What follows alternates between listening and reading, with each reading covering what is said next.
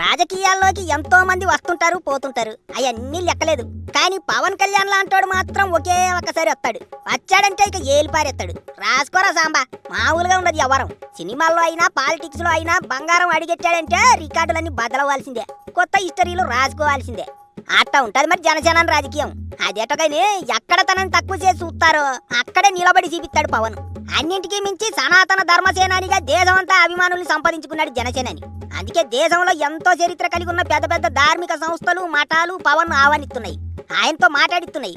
అయితే ఎక్కడికి వెళ్ళినా సరే పవన్ కళ్యాణ్ తన జీవితంలో జరిగిన విషయాల్ని అక్కడ పంచుకుంటున్నాడు. 10 ఏళ్లు ఒంటరి పోరాటం చేశాక 2024 ఎన్నికల్లో ఖచ్చితంగా తాను గెలిచి చూపించాలన్న టైంలో ధర్మం వైపు నిలబడ్డాడు పవన్.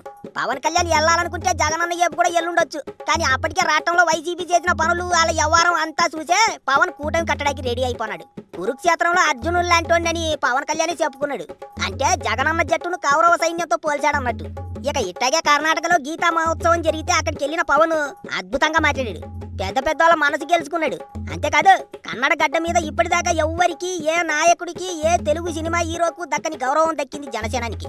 అభినవ కృష్ణదేవరాయ అనే బిరుదిచ్చారు. మామూలు ఈ సేవ చెప్పండి. నిజానికి హరిహర వీరమల్లు, ఓజీ సినిమాల టైంలో కర్ణాటకలో రచరచ చేశారు అక్కడి జనాలు. తెలుగు సినిమాల్ని ఆడనివ్వమని అడ్డుకోటాకి చూశారు.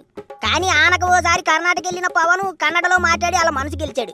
ఇక ఇప్పుడు ఏకంగా విజయనగర సామ్రాజ్యాన్ని ఏలిన శ్రీకృష్ణదేవరాయ బిరుదు అందుకున్నాడు.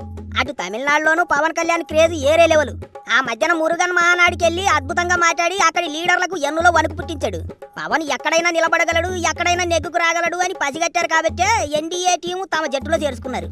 ఇటు కర్ణాటక, అటు తమిళనాడు, మధ్యలో ఏపీ, అన్ని రాష్ట్రాల్లోనూ పవన్ ఆవా నడుస్తుంది. ఇప్పుడు రానున్న రోజుల్లో సౌత్ ఇండియాలో జనసేనాని ఆవా మామూలుగా ఉండదని చెప్పడానికి ఇంతకన్నా ఏటి కావాలి చెప్పండి.